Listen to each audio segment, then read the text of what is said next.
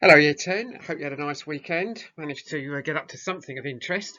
Um, anyway, today we're going to be looking at the power balance between Mr. Burling and the inspector.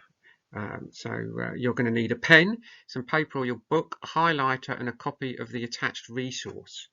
Or if you have a copy of an Inspector Calls With You, you'll be able to find the relevant part in there. So put the title into your books, the power balance between the Inspector and Mr. Burling, underline it and so on, and then on to the next slide. Now you'll do now is in your books rank the characters in order of how much power and control they have in Act 1, because we all know that characters' control and power shifts over the course of the book. I mean, arguably Mr. Burling's got all the power at the beginning and then he loses it to the inspector, and then he sort of regains it again when they think they've all got away with it, and then he loses it again when the phone call comes. But I want you to think about how much power everybody had in the first act. So I've just been over Mr. Burling's sort of fluctuating power, but what about Eric? I mean, he didn't have much at the start or in the middle or perhaps at the end. I mean, he probably had more power at the end because he'd had a bit of a self-realization about how awful he'd been, and that's a kind of power, taking control of himself. Sheila definitely gains in power over the course of the story.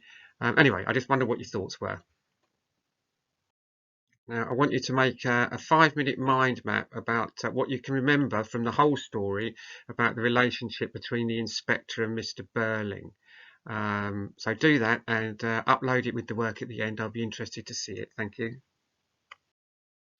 Right, we're rereading pages 13 to 16. If you haven't got your hands on a copy of the book, I've attached a PDF with that extract for you to read. It's Gerald Burling, the inspector, and Eric.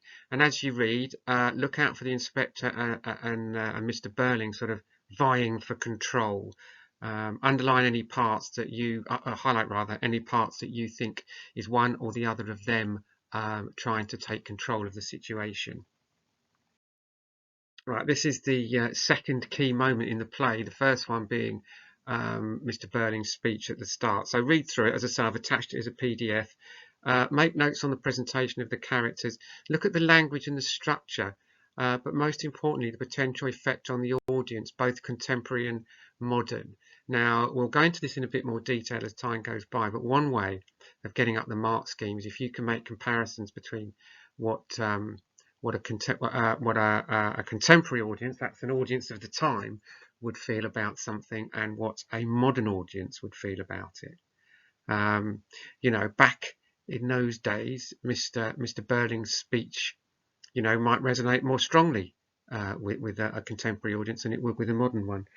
So think about those things and ask yourself what themes are apparent here.